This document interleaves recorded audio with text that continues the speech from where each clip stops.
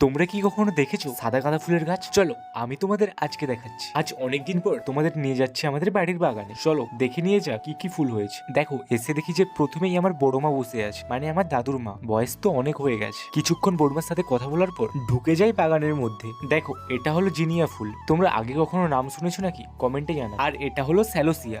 এই ফুলটা এইরকম ভাবে প্রায় 15 দিনের মতো ফুটে থাকে। আর যেগুলো ঘাসের মতো হয়ে আছে ওগুলোর নাম পপি। এই বছর অনেক ইউনিক ফুল চাষ করেছি। চলো আরো দেখাচ্ছি তোমাদের। আর এটাই হলো সাদা গাঁদা।